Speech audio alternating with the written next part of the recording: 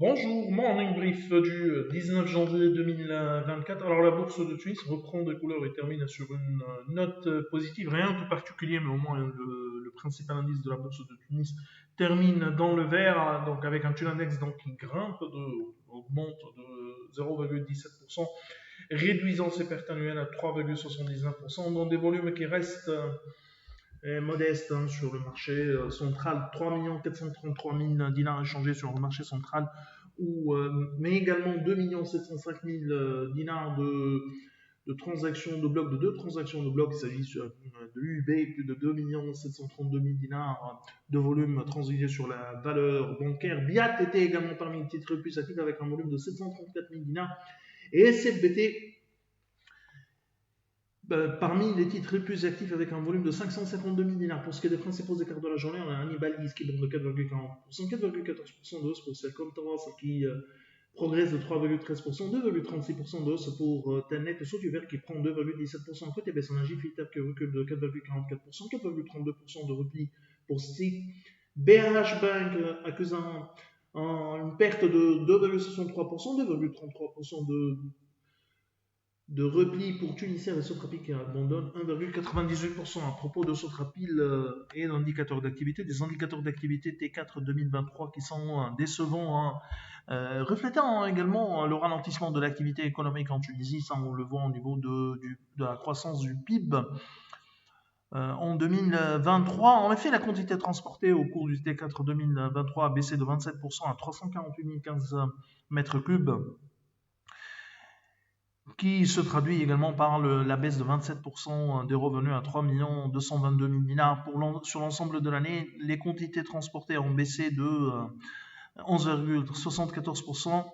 Et on a des revenus qui sont en repli également de 10,4%. À signaler qu'à partir du mois de septembre 2023, il y a eu l'importation du gasoil sans soufre via le port pétrolier de Rades au lieu du port pétrolier de Bizerte, et à la stabilisation via des quantités transportées de kérosène pour le T4, puisqu'il n'y a plus d'effet de base favorable sur l'ensemble de l'année. Il y a également les quantités transportées, de quantités transportées de kérosène sont en hausse grâce à un effet de base sur les 9 premiers mois 2023. Alors, on a également l'UB qui a fait moins qu'attendu, avec un PNB qui s'est inscrit en baisse à cause d'une marge d'intérêt quasi stable et de revenus de portefeuille en recul sur l'ensemble de l'année. Les revenus s'élèvent à 519 548 000 dinars, soit une hausse de 5,8%, un niveau qui ressort légèrement inférieur à nos attentes. Les charges opératoires ont progressé à un rythme plus important, soit 6,9% à 256 416 000 dinars. Sur ce dernier trimestre, il y a eu un effort de collecte avec des dépôts qui s'établissent à 6 285 millions de dinars, une croissance de 7% en rythme annuel contre 3,1% à fin septembre 2023.